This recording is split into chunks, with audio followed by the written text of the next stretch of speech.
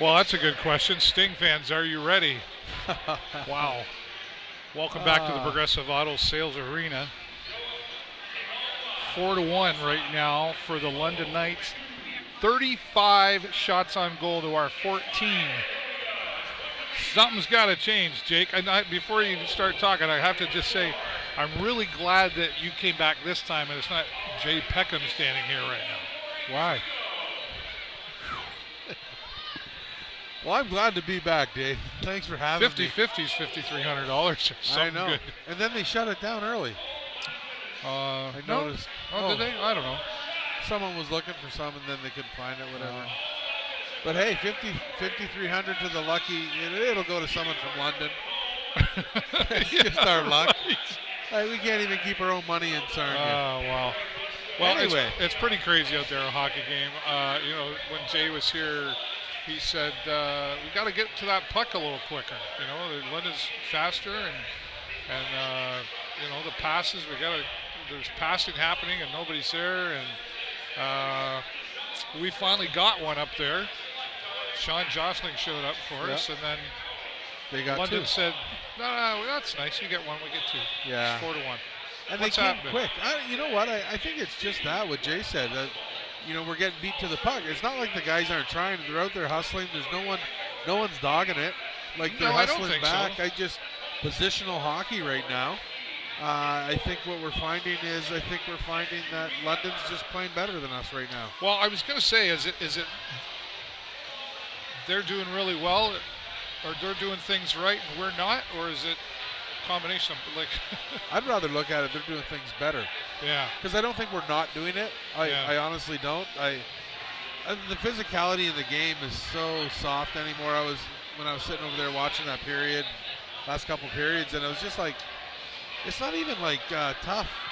There's no body checks on the boards. I'm not looking for. There hasn't been a lot of hard hitting out there. Lights out. Not yet. They sell it as the Battle of 402, but apparently there's some road construction and it's slow and go at your own pace. Right. Yeah, it's a little upsetting not seeing, that flair that it's always had in the past with, big, fast, big. Even the goals aren't nice. No, they're okay. There's just more. There's no wow factor to this game by either side. No, it's not. It's just. I will say though, I noticed with the London though, is it because they're shooting the puck more? Obviously. Yeah. But when they're shooting, they're getting between our guys. They're shooting them in. You notice that? There's two guys here, and just put it between you there. Yeah, they're working hard to open up the lane so they get those clear shots on net, and I mean that is happening obviously, but. Hopefully here in the near future we'll be able to, in the third period anyway, we'll be able to jump in and jump on board and start making a game of it. 3 goals behind isn't huge, really. It's not. It's not horrible. I always look at. It's just worse than 2 behind. Yeah. I always look at it at 5-minute intervals. If you can play hard for 5 minutes, you score a goal in the 5-minute mark. So then at the 15 mark. You got 15-10, you can score a goal, and then you have 10 minutes to score the tying goal. Right. So fair enough. That's how I look at it, to keep it optimistic. Well, I don't think that it's not. It's doable by this team. We've just got to get them together and move a little faster, get a little more organized. That at the end of the day, I think but here we are again. We're down and we don't have to do the whole confidence talk thing again, but that's a factor in there. Yeah. And you're Coach Darian Hatcher right now, and you're in the locker room. What are you saying to these guys? Fellas, we need to pick it up. And I mean, I don't know what their system is. If it's me in there saying, boys, for the first 3-4 minutes, let's make our presence known. We need to hit everything that has the puck or that had the puck, as long as it's 1 second after. Not dirty hits. We just need to let them know that we're going to be leaning on them the rest of this period. We're going to come hard, keep our chances going, make sure you shoot lots of pucks on net. I heard that this was like their backup goalie from Junior B or something like that. Okay. So you have an inexperienced non-OHL goalie, if that's the case. Well, you're only giving him 14 shots over 2 periods. You're not even testing that young kid. So let's get plenty of shots on net. Let's get in there for the dirty rebounds. Let's play hockey. That's all I got to say. Boom. Yeah. Turn around. Let's go. Yeah. And then let your captains take over from there. That's where they should jump in. You said it pre-game, and without knowing, Jay Peckham said the same thing, and you sort of just said it again. Let's just play some good old-fashioned hockey. Yeah, let's just get to it. But you got to dig in, and that was something that Darian Hatcher said a couple of weeks ago in an interview, right? Was you got to let us know if you're here to play. Yeah. Are you going to play? Because if not, you don't have to. Yeah. We'll put somebody else on, something Right. like that, And it's we talk about the frustration of the team. It's let's talk about the coaching staff. We haven't talked about them in a while. That's got to be frustrating for them when they recognize the skills that are in these players. And you know what it's like. Sometimes you need somebody to believe in you because you don't necessarily believe in yourself, or you don't recognize, Right. especially at a young age, you don't necessarily recognize all the skills that you do have. And so here we are roundabout talking about the confidence thing again. But how frustrating is it for this coaching staff right now? I mean, it's got to be frustrating because you know what to do. The coaches have played at a high level, Right. obviously. The experience is there for sure. The talent on this team is definitely there. They see it in practice, and that's one of the things in practice. You don't go hard against one another necessarily. Right. You're practicing your breakout. Your breakout maybe has another one of your teammates trying to do it. Well, they're not as hungry as a true opponent. Fair enough. And that's what I find with practice. We're rehearsing. Yeah, it's great to hone your skills, but you can't hone the passion. You can't hone the energy. You can't hone the competition level. It's just not going to happen, and that's very hard to get. So that's part of your drafting. Now you got to draft character guys that just go hard no matter what. And those players that want to play with a little chip on their shoulder, but not wreck the dressing room sort of thing. Right. Let's go to our Facebook comments. Karinder Singh, he's all the way from United Kingdom, a loyal follower here. Thanks for being here again. Can we ask questions for prayers and coach? Yeah, prayers might work. What else is he saying here? But in locker rooms would know what they need to do, win. Well, I've heard, I forget which coach it was now. It was David Legwand, I think maybe, or Brad Stovitz, said last year, he said, here's a time where we go in and yell at you. That probably doesn't work. No. Makes you feel worse. Yeah. Do you give the motivational speech?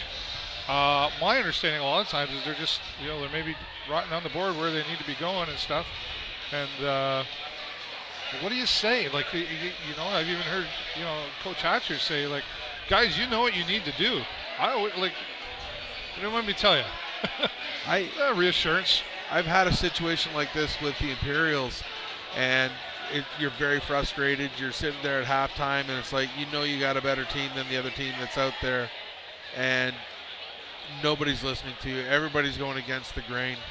And basically, kind of in reference to what I said earlier, I went in there and I said, guys, this sucks right now. No one wants to be losing.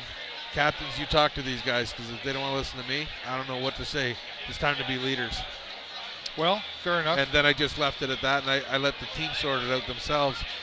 They don't want to be called losers. Nobody does. But you just basically did.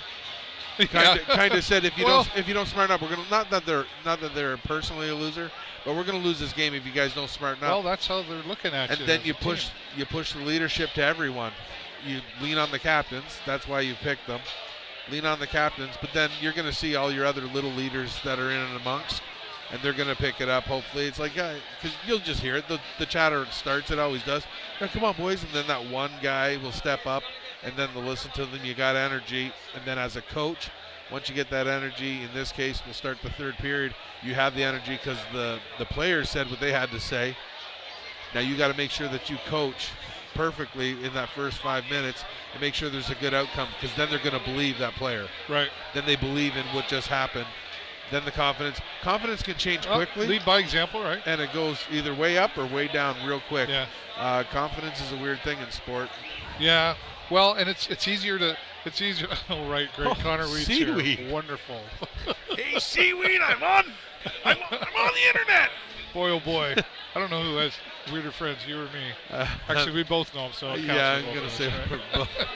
He's going to watch the replay now. Who's talking about me? I'm going to tag him on this one. He Probably. loves Uncle Murray. Oh, there you That go. little voice I did. So he'll get a charge. Anyway. Well, we'll see what happens out there. 4-1 in favor of the London Knights. They got still time to turn around. I believe in the Sting. You know what? I love the Sting, man. I've been following them since I moved back to Sarnia back in whatever it was, 02, I think. Right. I moved back to town. And I have faith in everything that they always do. It didn't matter the ownership. It doesn't matter the ownership. Yeah. It doesn't matter the executive, the staff at all whatsoever. I'm a homer when it comes to stuff like this, and I will always cheer for the Sting. And I think that allows me to give my opinion. Sure, but I'm not your normal fan where I'm like yelling and screaming and trying to find fault with everything. I'm trying to find solutions, and I think that's what we have to do as a city. We have to kind of dig deep and say, how can we help? They don't need advice. They know what they're doing. But how can we help and support? And the more support you get, they're going to Boston Pizza, I guess.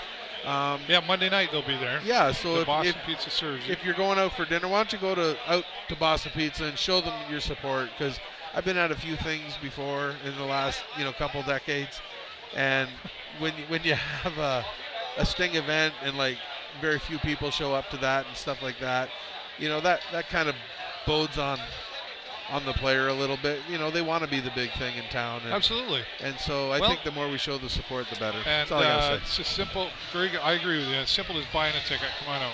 Absolutely. Put bums in seats. And it's harder because, like when you're down, you're like, oh, well, I don't want to go. When it's hockey, and we got it here. We wanted it here in Sarnia. It's here. Come and buy a ticket. All Absolutely. Right. There's our 2 cents. Wow.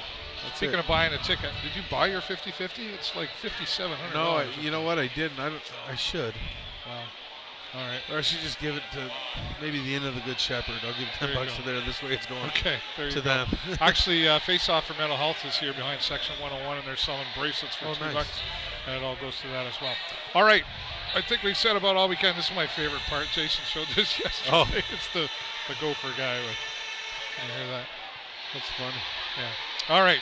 Well, we'll see what happens coming out this next 20 minutes of hockey. And, of course, once again, I'll be post-game with who knows who. Never know what's going to happen there. We hope you'll watch for that as well. And Carinder and everybody else, all the way from the United Kingdom. How cool is that? And for everybody else for watching, thank you so much for being here. 20 minutes of hockey. We'll have a report for you coming up after that. For the show live on location, once again, I'm David Burrows, my good friend Jake Cherski. We'll talk to you soon.